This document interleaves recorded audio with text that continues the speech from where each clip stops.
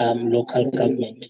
So that review, honorable members, is we're hopeful that we will conclude it by October so that it can fit into the next budget process, at least in part, because it's such a big kind of work.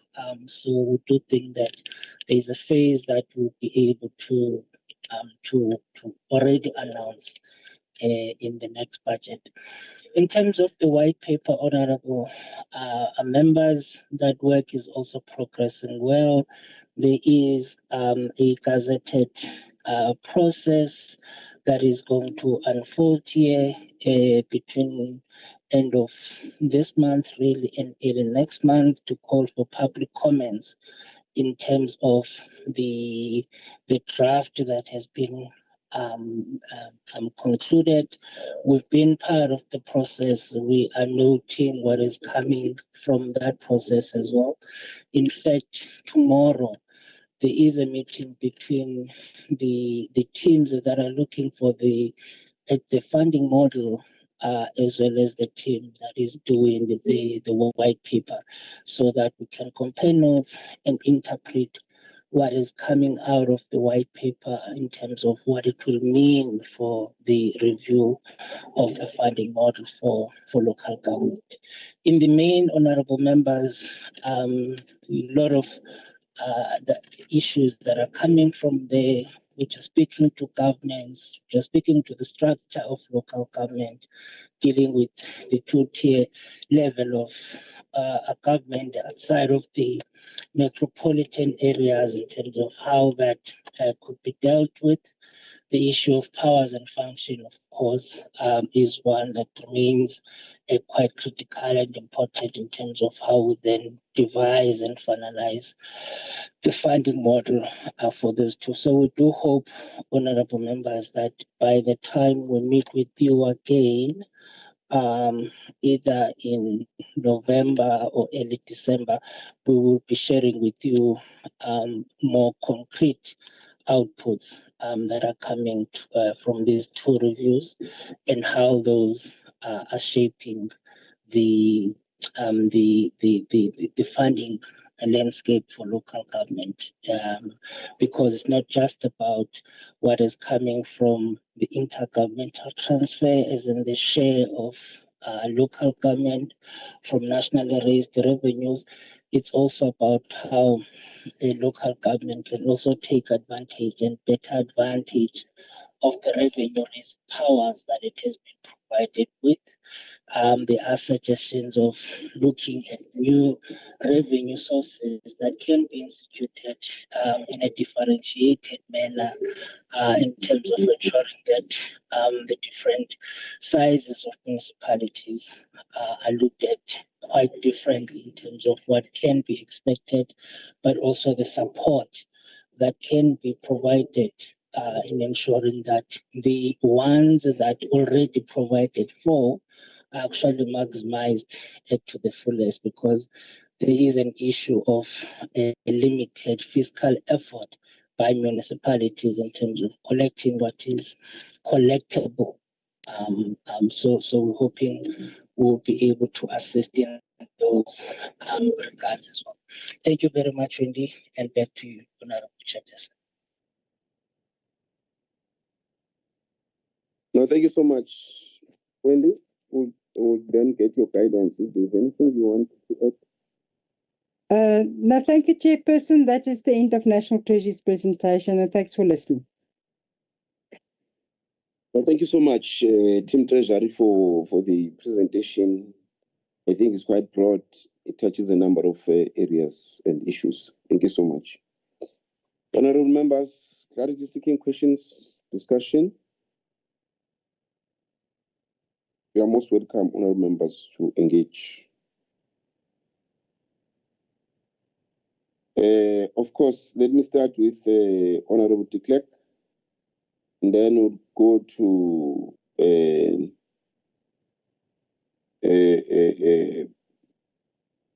my colleague from the National Council of Provinces, Bob Majola, and then we'll take Honorable Protestant.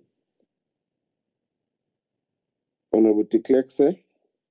Thank you. Good morning, Chair. My question is the following. Maybe to Wendy, seeing that this is the last time she's doing it, she will be able to answer it well. Let's say KZN doesn't like the division that's given to us, the money that's given to us, and we vote against this bill. What effect will that have? What effect will it have on the monies and the budget and so on? What will be the practical effect? Secondly, let's say we accept what we get from National Treasury, but we are not prepared to stick by it. We feel that it is not fair for us, and we don't like austerity, and we just spend so that we can properly service the citizens of our province. What will be the effect of that? Thank you. I'm not sure if Wendy and the team would want to answer that before we go to Honorable Majola.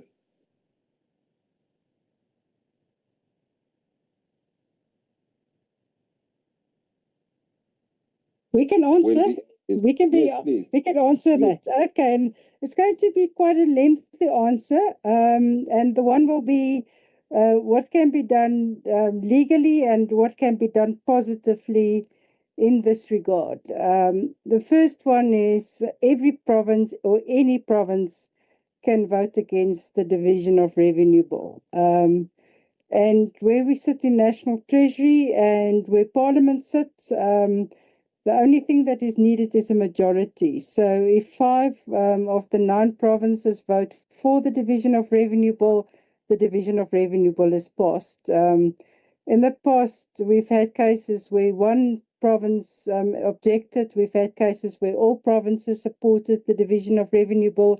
But we all know that we're relatively in a different political environment. So if the reality happens that 5 provinces vote against the Division of Revenue Bill, it means that the bill needs to go back to the National Assembly. It needs to look at the concerns that's been raised by the provinces, and it can require the Division of Revenue Bill to be reworked. So that is the one process. The second process is, and that is a very difficult process, what happens if you don't like the allocations? Both in terms of provinces and municipalities. So, for example, if Parliament considers saying this program, let's move first away from provinces because the same will apply. But let's say the bill goes to the National Assembly. They think that, for example, and I'm just giving an example, it can be anything. We can just call it Program X so that I'm not controversial.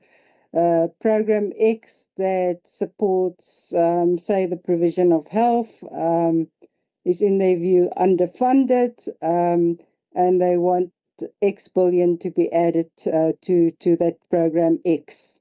That is not where Parliament's responsibility stops. The Money Bills Procedure Act requires that if Parliament wants to change an allocation, on the one hand, say it identifies it wants to allocate 10 billion to Program X, it needs to find 10 billion in savings in other programs, either from the same sphere or another sphere. And it must be specific. It can't just say, find the 10 billion in savings in provinces or find the 10 billion savings in local government or find the 10 billion savings. It says you need to reduce 5 billion from Program Z and 2 billion from Program A, for example, and that is how it should be done. And then the Division of Revenue Bill needs to be redone. The reason why is, first, if the fiscal framework is approved, the Division of Revenue Bill and the Appropriation Bill needs to align to the fiscal framework. So you can hear it's quite a complicated program. So, for example, if KZN says it's unhappy about its equitable share and it wants X billion more, the response will be it's formula driven and so we can't change the allocations. I'm being very honest now. what is important, and what National Treasury has been doing is we're trying to get the provincial equitable share formula as fair as possible. So what we've been doing, we changed the health component to have more poverty and deprivation components in the formula. And we're currently working on the education component again to bring in more poverty nuanced allocations. We all know, for example, I'm just giving an example that, there's differences in schools in terms of those that receive fees and those that do not receive fees and how they should be funded.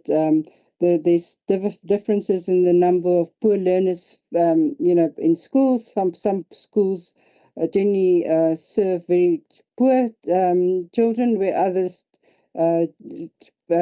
serve scholars that can pay for the services.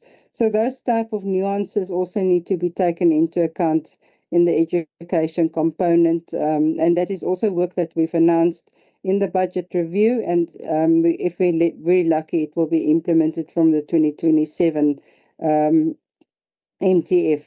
So where provinces can have a critical role is to look at the formula and look at the formulas as equitable as possible, and that's one of the reasons why we've reviewed the formula, and we've trying to take the two major components in the equitable share formula to get it to be more, like I say, poverty and deprivation nuanced. So hopefully when the education component is introduced, it could potentially have benefits for KZN, or but I'm not promising that, but just saying it potentially could. Then what's important on the conditional grants as well, there as well, the best thing is if you're not happy with the allocations, you can either do it in Parliament, or there's also forums in place between say, for example, the provincial departments of health and the national department of health. They call it technical min-mix, where these type of issues can be discussed. So those are some of the processes that can be followed. But like I say, if you do it in terms of the Division of Revenue Act, if you want more money, you need to be able to indicate where the money can be taken from. And I'm sure if you say you want X more in conditional grant, and you'll take it from, for example, the Gauteng province will not agree to that. So you could see that to change it is not that easy. It is allowed for in the legislation, but to do it practically is difficult. But I'm not saying that a province cannot do it. And if it wants to do it, it is in its legal right to do so. I don't know if anyone in the team wants to add. Letsepa, you want to add maybe? You've adequately covered me, Wendy. Thank you so much. This has been a frank and honest response. Thanks. Back to the chair. Thank you so much.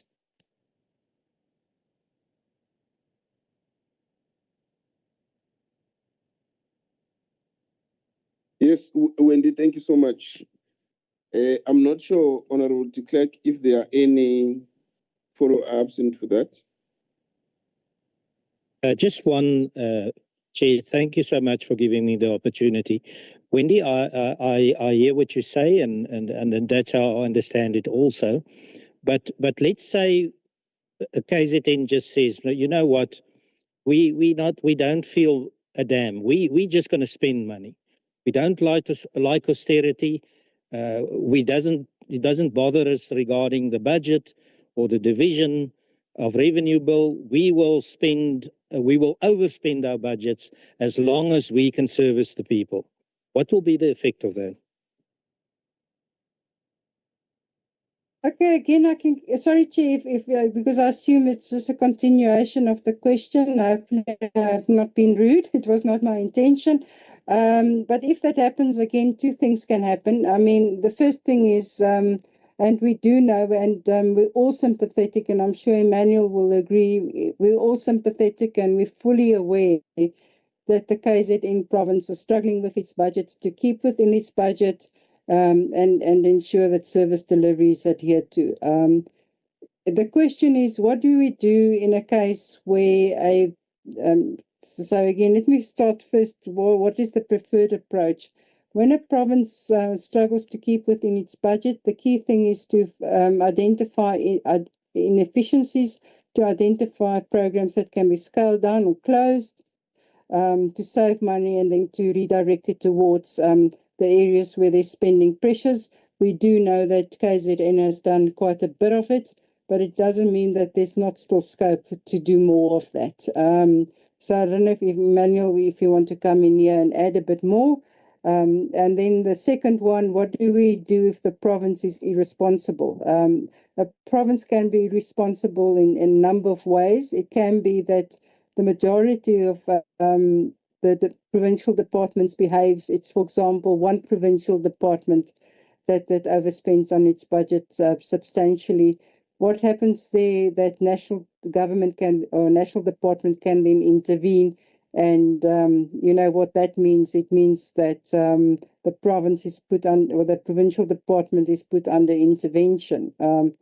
If a province totally misbehaves in all departments and is overspending, and the provincial treasury does not do the required oversight, the whole province can be placed under intervention. So provinces have been placed under intervention, and then more direct monitoring is put in place by the national departments. Emmanuel, I'm not sure if you would like to add. No, thank you, Chair. No, Wendy, thank you. I think you covered the last point regarding I think you're talking about Section 100 intervention as a measure of last resort, where the national sphere actually takes over the administration in the province. Thanks. Thank you, Right, Chair. Yes, thank you so much, Honorable de Klerk. Yes, thank you so much. Honorable Machola. Thank you, Chair. Greetings to the members of Finance Committee. Chair, I will be very quick. One is with regards to the last slide, the conditional grant, the grants that are designed for a specific purpose. I'm referring to the Municipal Disaster Recovery Grant, as it was mentioned during the presentation, that some municipalities are using these grants for operational purposes. I want to pose a question to the National Treasury team, whether with regard to this, similar to the MIG in terms of safeguarding this grant, does the National Treasury have the preventional measures to safeguard this grant, not to be used for operational purposes?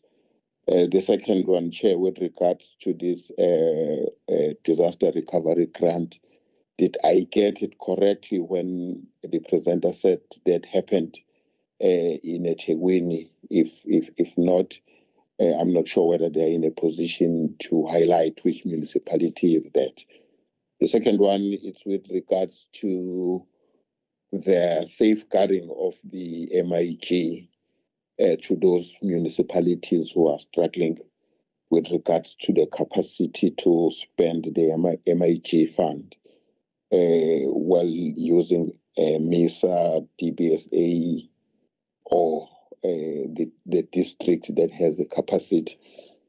I want to check the criteria the National Treasury use in terms of that, in a sense that can the National Treasury give us the assurance that with regards to the three institutions, before they transfer the money, they can give us an assurance that the MIG is saved when they put it in these three other options, which is MISA, DBSA, and capable district. The last one, Chair, which is a concern to me, it's on slide 26, where with regards to the calculations. It says on a bullet 4 there, household numbers are based on the 2026 community service, which is updated annually. And then it says reflecting the growth as per 2023. That is 3 years ago. There has been so many activities in between in terms of the status of the household, whether it's the movement, whether it's the economic status. I want to check how does this very late dated data from stats impact on the realistic nature of the formula. Thank you, Chairperson.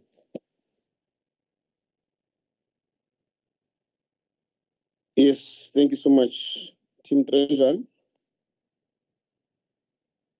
Thank you so much. I'm going to ask Silo to deal with the municipal disaster recovery grant issues and the MIC-related issues. Can I ask and the changes, the spending side, to Silo to answer in terms of the grant reforms that we made and the division of revenue bill changes, to ask Dr. Pakkies to answer. And then also in terms of the calculations, in terms of the household numbers. But Letsepa, I want you to focus not just on the household numbers, but also the concerns and the issues we've got with regard to the poverty numbers. So first, if I can ask Silo to come in, and then Dr. Pakkies.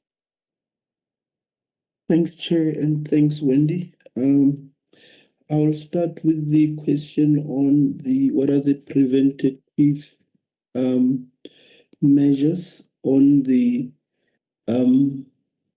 MIC to avoid underspending, or how does the Treasury go about it? Chair, obviously the Division of Revenue Act provides for in-year monitoring of month to month in terms of expenditure and performance of municipalities. On a quarterly basis, this information, or this performance reported information of municipalities, get published, and in the next quarter then we respond and address issues that were raised in the first quarter. But second to that, we work very jointly with provincial COGSTAs and provincial treasuries. Like in the KZN, only eThekwini is not delegated. So the rest of municipalities, the provincial treasuries would assist us to monitor the performance of municipalities. The role of COGSTA in this case is to ensure that the reported expenditure aligns with the implementation plan of the municipality against projects or programs that are being delivered on the ground. And if expenditure has been incurred and work is not done on the ground, that expenditure is not recognized. And hence we would get to a point where money is not in the bank account of the municipality because it was spent on an unapproved project, or it was used for operational expenses like salaries, and therefore that expenditure reported would not be recognized. Then second to that, if this underspending persists, then the National Department of Cooperative Governance and Traditional Affairs would request the Treasury to delay a payment, to say that in the month of July, we transferred the first transfer to the municipality. The second transfer is planned for September. We would not like to transfer the second tranche of the MIC to this municipality, because in terms of the framework of the same grant MIC, it prescribes that if you've not spent 60% of the previous transfer, we should not release the next one. So that sort of punitive exercise will be done just to manage the cash initially, but it is to allow then our colleagues, COGSTAs, to then go and engage the municipality just to understand what's happening. If all fails, Chair, then by the middle of the municipal financial year, December, we undertake an exercise to assess where our municipality is sitting in terms of the grants, and MIC is not excluded. And we will utilize the monthly reporting that we receive from COGTA because they are the custodian of MIC, but also monthly reports that we receive directly from municipalities to Treasury. So we would have two information to ensure that the reported information aligns. Then we'll then engage these municipalities to say that we see that you are struggling, you are not where you are supposed to be, as you have requested us in the beginning of the year through a cash projection plan. We could not give you all what you wanted up to December. Therefore, we would like to engage you whether we should stop this money or not. This process is called the stopping and reallocation process, where if there are a municipality that is found to underspending, underreporting, or misspending, a consideration is done in that regard to see whether the funding should not, the remaining untransferred funding should not flow to that municipality. And this has been done, Chair, over a number of years. Hence, this year, going forward in the 26-27, we are now saying in those similar scenarios, we would like to, over and above stopping and reallocating the money, we would like now to consider other options. And one which is to say, we would like MISA, DBSA, the district, or any other capable organ of state to assist in delivering the service. What that means is that it could be that it is the finance of a municipality that is struggling, but the technical side or the technical unit of a municipality is doing well. That means that it is the municipality is not incapable to deliver, but it is incapable on the finance management side. And hence then we can utilize a district to resolve the problem, to spend the money on behalf of that municipality. If the issue is the capacity to roll out the program, then MISA becomes a viable option to say, can you go into that municipality, assess appointments, projects, program? If the municipality has since appointed, is there work done on the ground, or are they struggling with SCM processes? Committees don't sit, or what are the problems? Then MISA would then be a capable organ of state to then assist in that regard. So this would be a preventative measure to avoid the municipality misusing the funds or the Treasury dumping the money regardless. In terms of the second point of the disaster issue, and a mention of eThekwini was mentioned, whether it is one of the municipality that could not spend the disaster funding. eThekwini could not spend the disaster funding of about 1.5 billion, but it was in the 22-23 financial year. There was a rollover which was approved. So in my presentation, I did not make reference to eThekwini because we subsequently approved their rollover, and because the funding was allocated in the middle of the financial year. There were, however, other municipalities that I can mention, Chair, one of which is Impendle. We have been struggling for a while with Impendle municipality. They were allocated 45 million in 23-24 financial year and 15 million in 24-25 financial year for the disaster recovery grant. They could not spend about 45 million of that money. And unfortunately, they also did not, when they asked for a rollover to the Treasury to continue spending, we found out that that money was not in their bank account, so they may have misspent it or something else. Therefore, that rollover could not be approved. And unfortunately, the Treasury then resolved to recall that money, about 45 million, as I say.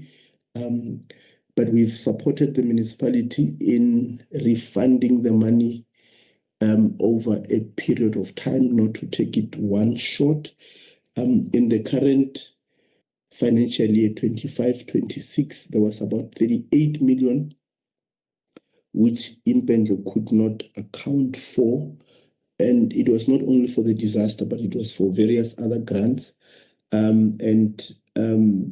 We then resolved and assisted them to recall only half of that and have the remaining money to be refunded in the next financial year, just to assist the municipality because when we recall money, we are unfortunately consider offsetting their equitable share. And we then resorted to assist them to operate in that regard whilst they refund. There were other municipalities in Bofana, Jozini, Mtubatuba as well in the 23-24. So there's we unfortunately we had to recall that because the funds were misused. We have been engaging, Chair, with these municipalities, with the HOD and Cogstar in that regard to support these municipalities. So we are working with them. So it is not an isolated case. And there has been a number of meetings between the Treasury, the Mayor of Impendle and the Minister and Deputy Minister of Finance in this regard, including cooperative governance and traditional affairs. The last question on my side, it was around the safeguarding of MIC, or what are the criteria to choose whether a struggling municipality should be assisted by MISA, DBSA, or the district. Again, in our presentation, Chair, we indicated that DCOC will formulate a program and a plan before the start of this financial year. One, on what are the municipalities that are struggling and how they will be supported. Two, to agree on a memorandum of understanding between the affected municipality. This is to say, what are the challenges in that municipality? Is it finance? Is it technical?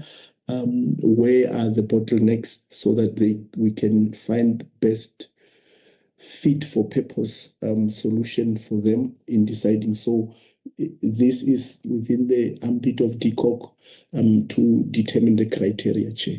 Thanks, Wendy. If there's anything you can state, thanks. Let's see, do you want to add? Yeah, let me do that, Wendy. But I've been largely covered by Silo. Good morning again, honorable members. So honorable members, I think on the make a reform, I think the specific question around the criteria in terms of the intervention, it's important to note that already in the system, in the current financial year, which is the 25-26, there were 21 municipalities that were supported through what we call the Mix 6B, which is where the Department of Cooperative Governance has identified, along with the Department of Water and Sanitation, 21 municipalities that have been charged for failures to do the right thing around the water infrastructure. So there is a criteria that already exists, and now we're building over that to say, over and above those that are not doing the right things in the water and sanitation space, there are other municipalities that are also doing other wrong things where they cannot be trusted with the money. They are so indebted that they actually might be tempted to use these additional funding in other areas, maybe the incorrect areas. So of the four, if I remember well, Silo has mentioned 4 municipalities in Impofana, Impendle, Truzini, Umtubatuba from the province. There's also Emadlangeni which have also suffered the similar fate of having misused one grant or the other in the grant space. And those are the ones where we're currently having those discussions in terms of how then do they get to be assisted going forward.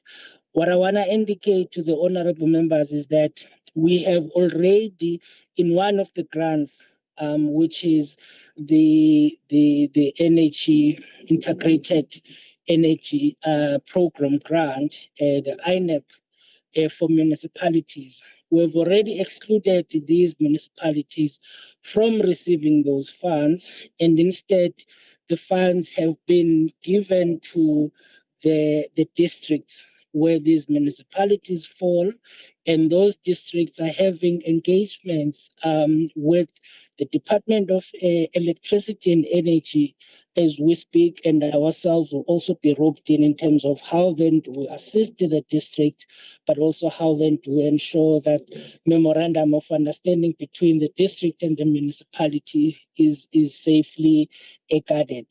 At the heart of it, as Silo has indicated, it is to ensure that the communities on the ground are protected in terms of the funds continuing with the identified projects. The INEP one is more like a test case for us if you think about it, because it is one forecast grant. It's in the electrification space. The MIG is obviously the biggest grant to local government.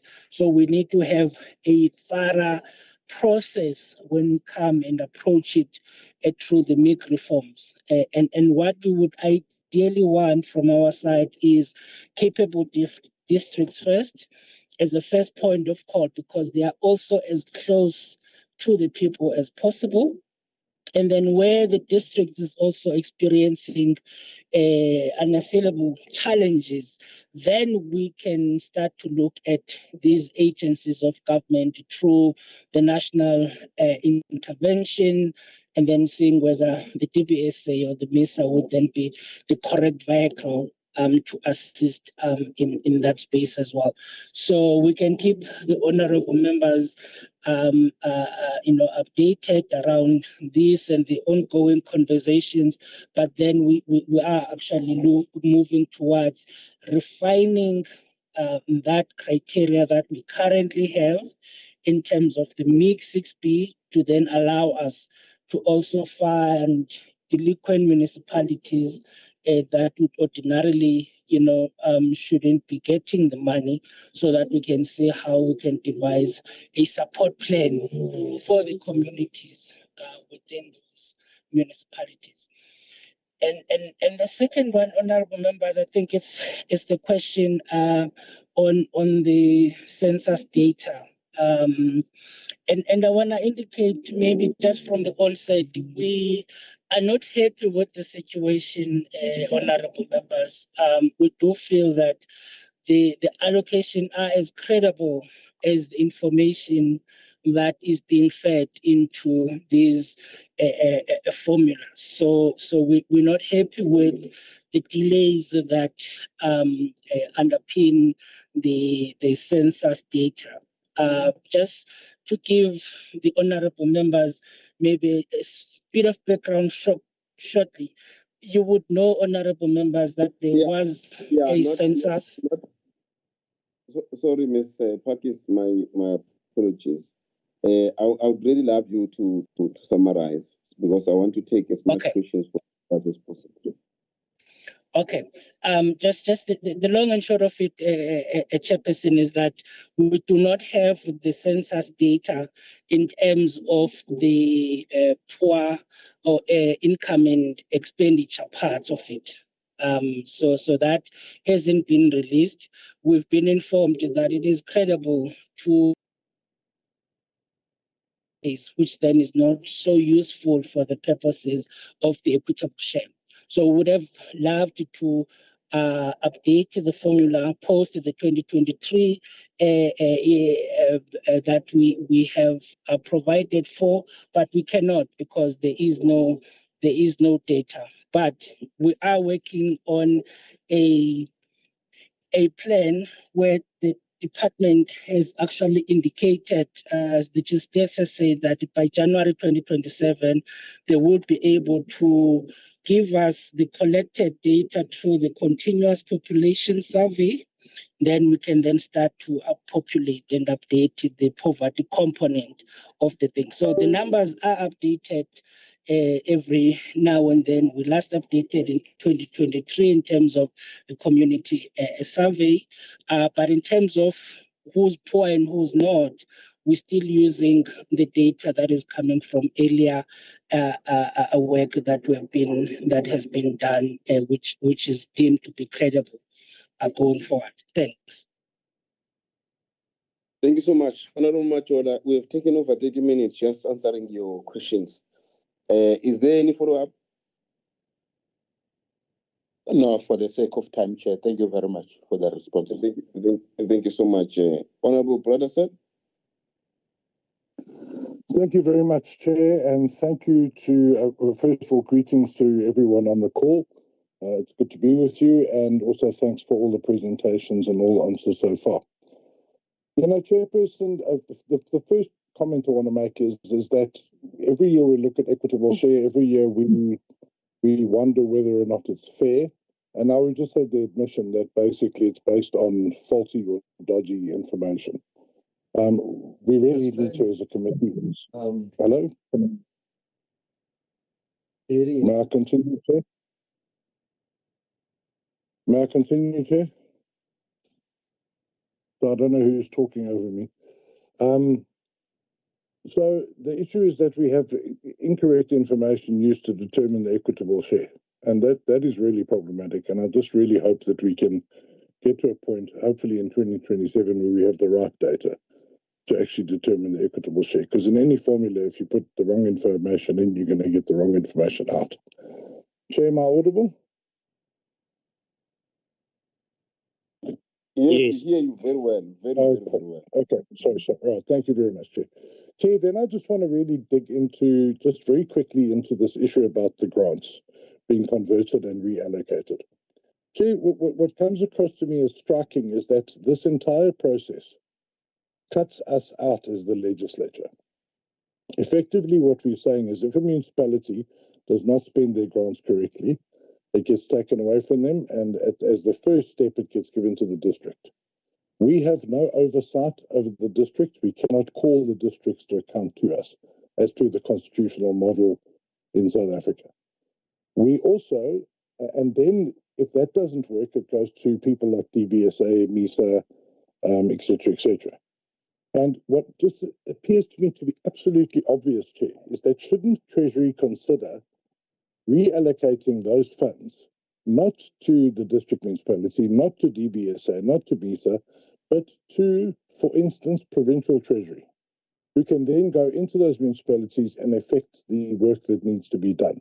They can be a client department to public works and infrastructure and can instruct them on the work that needs to be done.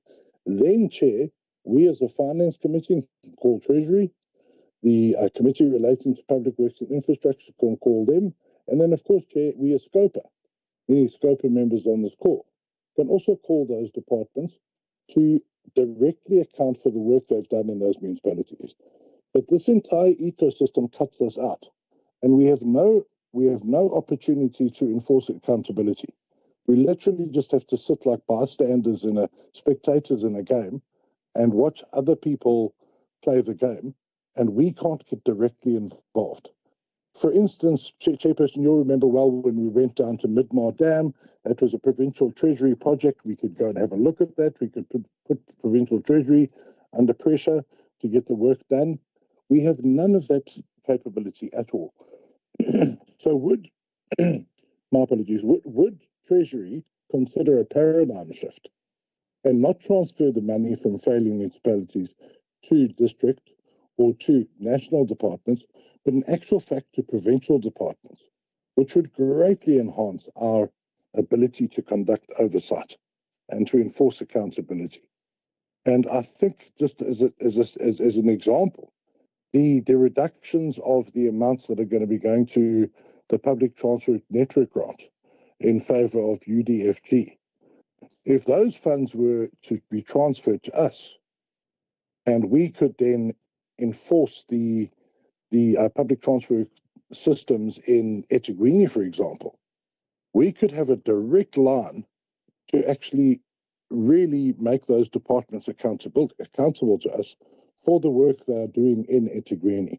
But at the moment, we are bystanders. We are just observers, and we are literally being asked to do our job of oversight of the expenditure of the public purse with our hands firmly, not even one hand behind our back, both hands tied behind our back.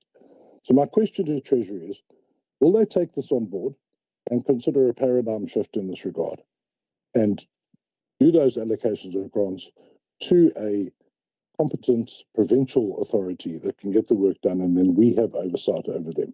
Otherwise, we have to sit and watch while Rome burns. Thank you, Chairperson. Thank you so much, Wendy and Tim.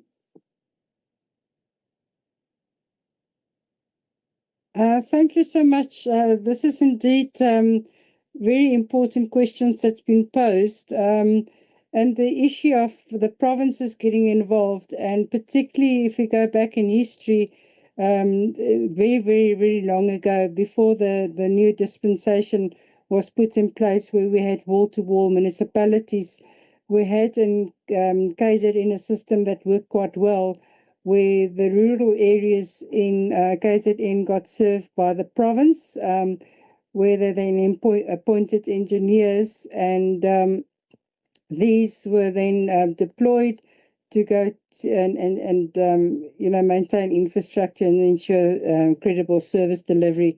Of course, that fell away when the new dispensation was introduced. So the question is, those are the type of things that when the review of the local government white paper is under review, that those issues should be brought to debate. What is the role of provinces in municipal service delivery? There are quite a bit of challenges. The system is not designed like it was designed many, many years ago. A lot of the services that's performed by municipalities, such as water, sanitation, electricity, it's not competencies and areas of expertise of the provinces. So if you appoint provinces to do that function, then what will happen is that they'll appoint contractors to do the work. So the constitutional system is not designed that provinces take over the functions of a national department, because a lot of provincial functions, where the problem comes in, it's a concurrent function between national and municipalities. So provinces do not have a constitutional role to play in terms of water and sanitation or electricity. So that is a complication in the system. But Letsepa and Sela, do you want to add?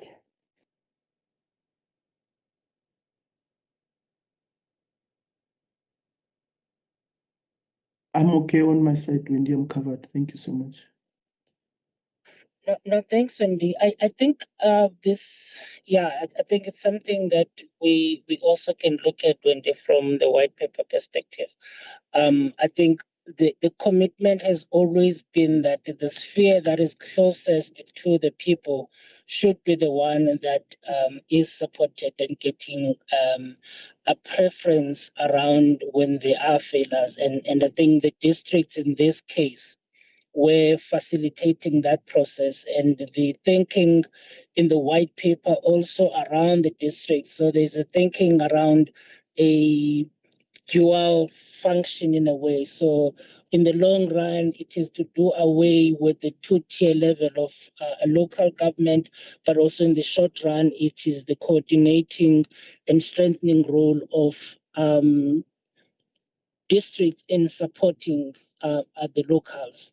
So it is from that perspective, really, that the district would be getting a preference in terms of this over the provinces. But I think the points you've made, Wendy, around the water and electricity sanitation spaces is the one that would then make the delivery quite complicated in a way.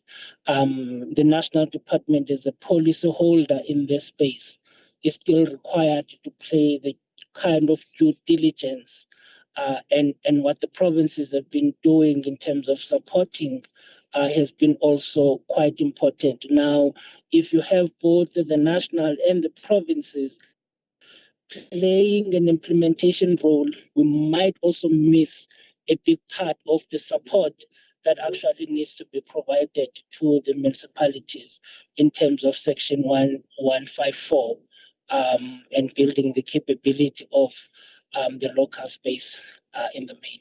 Thanks. Thank you so much, Honorable Professor. Follow up. Yeah, Chairperson, it just seems to me like we're looking at a system that's not working, but we're just going to proceed with it anyway. And I think it's, at some point, us as lawmakers need to consider that, you know, the Constitution is not a thing cast in stone, Chairperson. It's a living document that we must look at and see how can we adopt what's worked well in the past, adapt it to the changing circumstances, and we're looking at changing circumstances, and improve it where we can. And sometimes I just think that we just want to do things the same all the time and expect a different result, and we know what that is the definition of. And I just think that we need to be bold and think about solutions that don't cut out the legislature. And the legislature shows some sort of oversight, Chairperson, but I'll leave it there. Thank you. I think you know my point. No. I think I understand what you are saying. And I think, of course, Provincial Treasury is answering in terms of the procedure that has been developed. You know, if there's any changes, I think we ought to then change the legislation, as it were, in a manner that we feel that it must, in fact, accommodate the areas that we feel.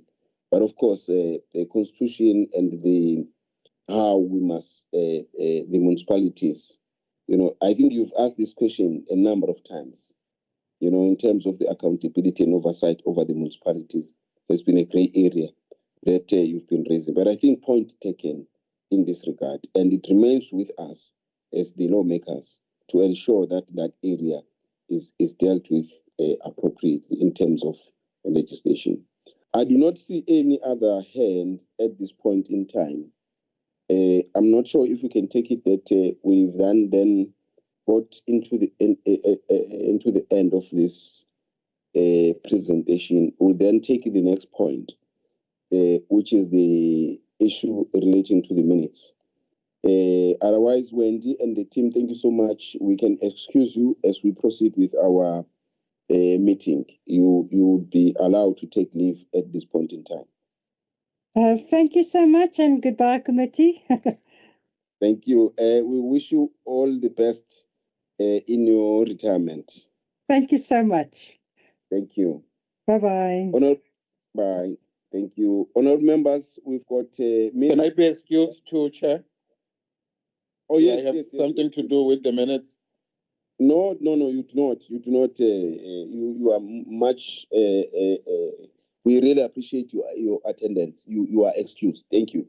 You can take leave. Thank you. Honored members, we've got draft minutes. We've got 4 sets of minutes. The first one for the 13th of January. I take it that because we've had this meeting for a few days, as read, are there any issues with regards to the draft minutes for meeting held on the 13th?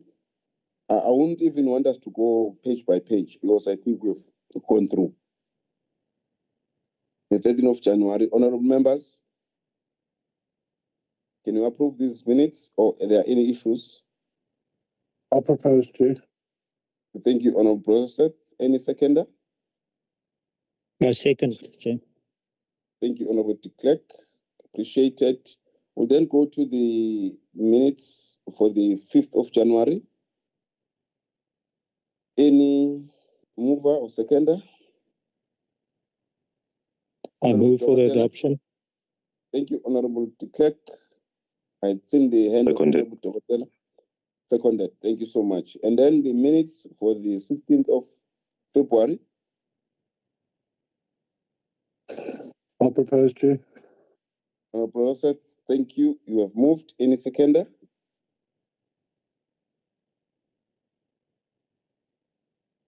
Seconded, Chair. Seconded. Thank you so much, Honorable Naya. Seconded. We'll then go to the last set, which held on the 20th last week on March. Honorable members, any mover? I moved, Chair. Thank you so much, Honorable de Klerk. Anyone to second?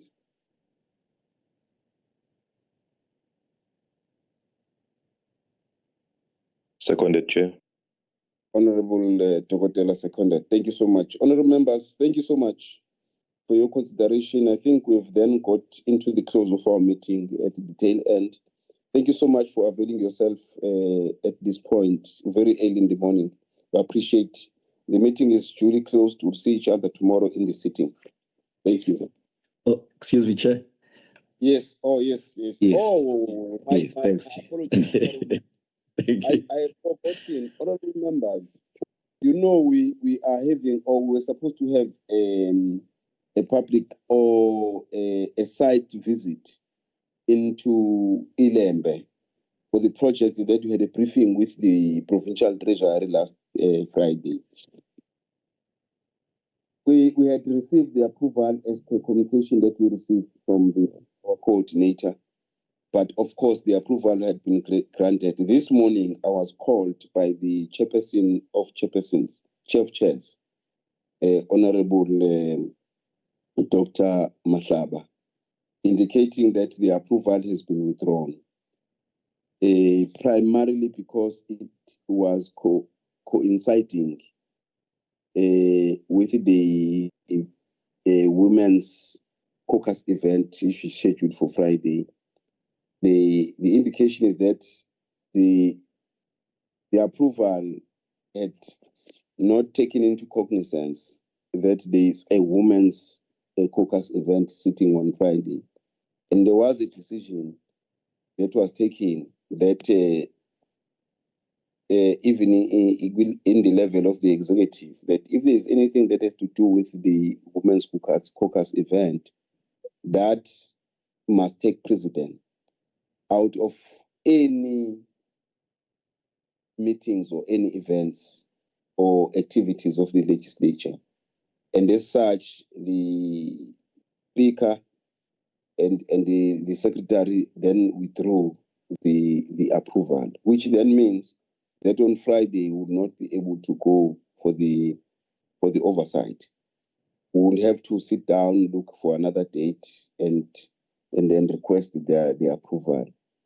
There's the communication that has been officially communicated to me as the chairperson by the chair of chairs, coming from the office of the speaker. And at this point, honorable members, there's nothing we can do regarding that, because when the withdrawal happens, unfortunately, the withdrawal happens of the approval. We can't do.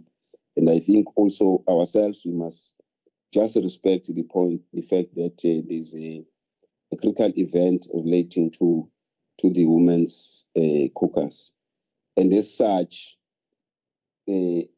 because the initial thought was that all of the members of the women's caucus in our committee would be excused.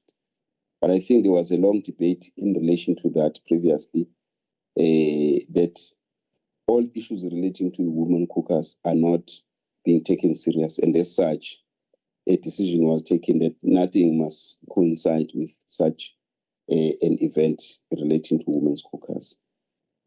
So I thought that we must report to this. There's nothing we can do, honorable members, about this. Of course, it impacts on our performance in terms of our committee performance. So, but there's nothing we can do because we do not approve ourselves this. I thought that I must share this, honorable members. Unfortunately, there's nothing we can do. We can comment on it, but there's nothing we can do really. I've tried, but nothing can happen. I'm not sure if there's any comment, honorable members, in this regard. Otherwise, let's just take it that we are closing then the meeting and the oversight on Friday is cancelled. Honorable Tokotela? No, thanks, Chair. I think it's important that we acknowledge and appreciate the efforts that you put forward in terms of trying. And we respect that and we acknowledge the efforts. Thank you very much. Thank you so much. Honorable Brother said.